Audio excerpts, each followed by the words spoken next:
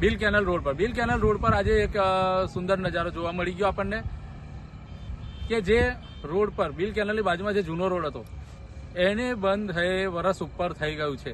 એની બાજુમાં 6-1 કરોડના ખર્ચે એક નવો રોડ બનાવ્યો હતો. હવે નવા રોડ પર એવું જે અદભુત દ્રશ્ય છે અને જૂના રોડ પર બી એક અદભુત દ્રશ્ય છે કે જ્યાં લાઇટોની જરૂર નથી, જે કેનલની બાજુ જેનો કોઈ ઉપયોગ નથી કરતો, એ રોડ પર સ્ટ્રીટ લાઇટો ચાલુ છે. સ્ટ્રીટ લાઇટો ચાલુ રહે છે બરાબર, સાંજ પર સ્ટ્રીટ લાઇટ. અને જે રોડ પર પબ્લિક આવન જાવન છે, જ્યાં લોકો આવી જાવી રહ્યા છે, ત્યાં રોડ પર સ્ટ્રીટ લાઇટ જ નથી. વિચાર કરો કેવું કહેવાય, કેવું અદભુત દ્રશ્ય છે. વડોદરા કોર્પોરેશનનો ઉત્તમ નમૂનો. આવું રહેશે તો કઈ જશે વડોદરા. જ્યાં લાઇટોની જરૂર છે ત્યાં લાઇટો નથી. પબ્લિકને જ્યાં જરૂર છે, જે વસ્તુની પ્રાથમિક જરૂરિયાત છે, સ્ટ્રીટ લાઇટ બી એક એવું સમજો સાંજ પડે એટલે લોકો ચાલવા નીકળે, લોકો ગાડી લઈને નીકળતા હોય તો એક્સિડન્ટ ના થાય, કોઈને જાનહાનિ ના થાય, એના કારણે એટલા માટે સ્ટ્રીટ લાઇટની જરૂર છે. ખાલી વાર્તાઓ છે, તાઇફાઓમાંથી ઉપર નથી આવતું આ સરકાર. બસ બીજું કશું આવડતું જ નથી. વાર્તાઓ કરવાની, બીજું કઈ નહીં. જે વસ્તુની જ્યાં જરૂર છે જરૂર. આના માટે બી ટેન્ડરિંગ પ્રક્રિયા થશે એવું લાગી રહ્યું. જ્યાં લગી ત્યાં લગીને રોડ પૂરો થઈ જશે.